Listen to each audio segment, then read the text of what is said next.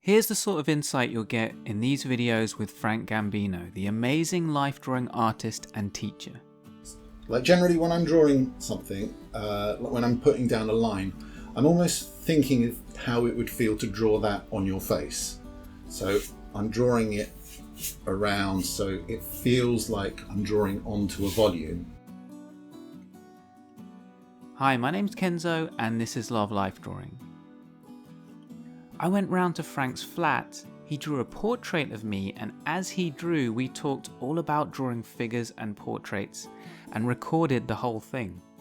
This video has some of the conversation on which lines to start with and why the wrong marks are often the most useful thing to put down, as well as other tips from Frank. He's a fantastic artist drawing figures and portraits.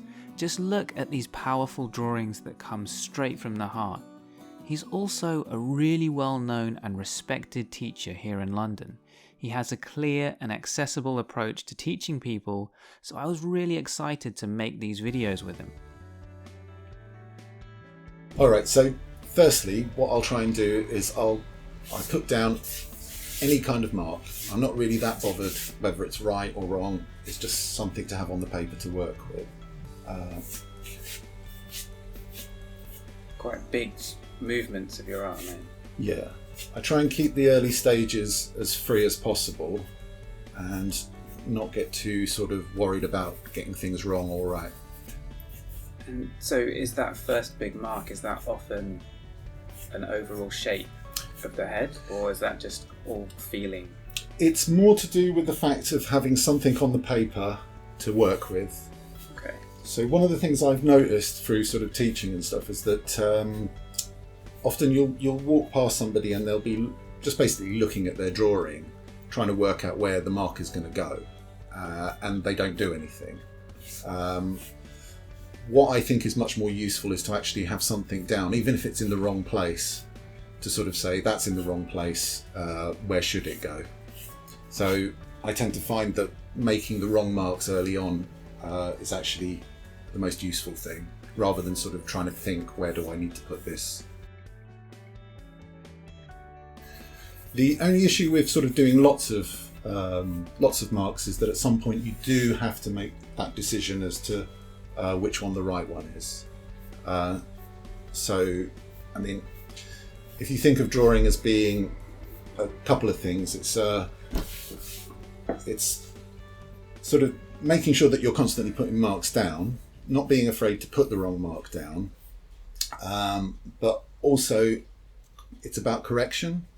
And often I find that people think that getting it wrong is a problem, but actually you have to keep getting it wrong because your drawings come out of making those corrections. So I got rid of the eyes because I suddenly realised they were too high up. And so you can just wipe Get them rid away. Of them. Yeah. And you don't need. It doesn't look like you need to wipe them away perfectly. No. They're still visible, but that's okay because they're like a reference point. Yeah. For you, are they? To put down the right one next time. Yeah, and in relation to sort of the difference between the way that other people work and the way that, say, I work, or a few people that work like me work, I quite like having those sort of lines, like the history of the picture in the background.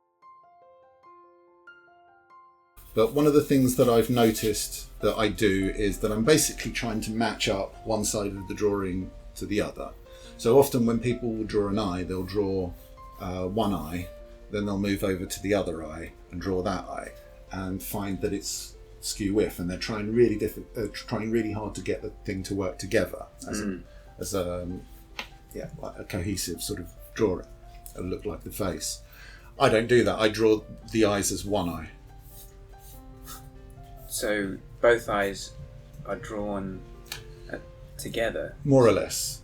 They work together. So this side works with this side. So when I draw them, I'm thinking, so in relation to what you were asking about what lines I'm looking for. So say I want to get your cheekbones, I could take that round, say I want to get this side of you. It all works together, and it's a thing that I'm thinking of when I'm drawing. I don't normally do it this extremely. Oh, I see. Wow. Okay. So now I've got this one eye, this cyclops sort of thing. Yeah. I can get rid of that with the charcoal. Uh-huh. And they should start to work together. Does that make sense? Yeah, so you... See that? So, like, instead of 2 cheekbones or whatever, 2 cheeks, you've got this whole volume across both cheeks. Yeah. And you draw that whole volume like a single thing rather than replicating on the other side. Yeah. Like two separate items. Because they do work together.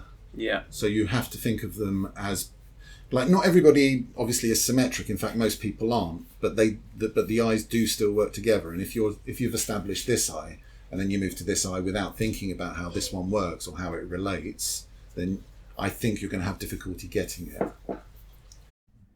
Just before we continue, I just wanted to let you guys know that we have a free booklet called Life Drawing Success, which you can get access to if you go to lovelifedrawing.com/lifedrawingsuccess. It's all about the mistake that leads to lots of other figure drawing mistakes. And you'll also get our newsletter, which is lots of extra useful tips and information in your inbox every week. Actually, what I'm going to do you mind if I just start again? Because I don't think I'm quite getting you. Yeah, no problem. Yeah? Okay, cool. So this is quite common. I mean, like, one of the other things, when I was going through that process of just drawing, one of the things that I told myself was that often what I used to do before when I was younger was, like, I'd draw and I'd do a bit that I liked, but halfway through the drawing I'd realise that it was inaccurate. But it seemed to work, so I left it. Because I didn't want to sort of destroy the one thing that seemed to be working. Yeah. It's too precious. Yeah. Yeah. So I sort of told myself that I was going to stop doing that. Not because I thought it was that important, but I just sort of thought it felt like a weakness. It felt like, because what I was often doing was I was working around the bit that I knew was inaccurate and trying to get all the other bits to work with it. Sounds familiar. Yeah, okay. We all do it. So I sort of told myself, right, I'm going to try not to do that. After a while of sort of getting used to just rubbing out the bit that seemed to be working, I sort of realised that actually that's what I had to do. It sort of seemed to be what the drawing was about. I had to get rid of those bits that didn't work. To make the drawing work and to sort of not be too precious about losing it, really, because you tend to you'll achieve a little bit more, I think, by sort of being sort of destructive initially, anyway. Letting go. Yeah. Your creations. You know, if it doesn't work, you'll be doing another drawing at some point, and that one might work. So don't worry about it, really, or try not to. It's just a drawing at the end of the day. Yeah, it's nothing terrible is going to happen. It's not going to explode. It's just basically, you're just trying to get this thing to work. And, you know, and you learn a lot more from getting it wrong than you do from sort of, like, often when I've drawn and it's worked, it's just sort of happened and I couldn't explain to somebody why it's happened. It just has. I think, there isn't one specific thing. What I tend to find is, and it goes back to the thing I was saying about keeping the drawing sort of fluid, is that for the early stages of the drawing, I'll just keep things moving around as much as possible. And often I have no idea where it's going. But what I noticed when I looked at that time-lapse thing was that my hand was moving all over the place. I didn't know this about me, is that I try not to stay in one place for too long, especially with the early stages. And then what tends to happen, and this is just very practical, is that a part of it starts to work. If you see what I mean. And that could be anywhere. That could be the eye, that could be the jaw, that could be the chin. Generally, if it's a portrait, it's something. So I drew somebody the other day, and once I got her chin right, everything started to fit in together. But I don't know what it's going to be. But in the meantime, as I'm heading towards that thing, I'll just keep putting marks down, if that makes sense. And so once something starts to work, is that, what happens next? Then I start to work out from that bit. Okay. So that's the bit that seems to be making sense, that looks like the person. Then I start to sort of go, okay, right, let's move out from that bit. People often ask why I've got so many lines in my drawings, is I'm now trying to get myself to here. using what I've got here. Right. So the easiest way to do it, rather than to jump and to leave this as open space, I'll take a line across and then I can draw the whole of this shape. Does that make sense? So what I'm trying to do, so if you're asking me what the new stage is I'm trying to move myself towards this side of your head. Do that. Yeah. And you might have noticed I want to get your ear. So I'm measuring it against where your nose is here. I want to get that height. So I drew a line across your face, which I can then get rid of. Yeah. So I'm almost, this thing that I was saying about drawing like on the actual surface, so like I'm drawing it on you. That takes me up and tells me that the earlobe is roughly here in relation to where I've got beard. Now I can get rid of that mark, and then it becomes part of that sort of mark of the face. But yeah, I try not to. One of the things that I say in the class is that thing of like, try and put down as much as you possibly can. It's always really tempting to do your favourite bit, to start to really get involved in the eye, or get really involved in the hair or the face, or, you know, like not the face, sorry, like a detail on the face.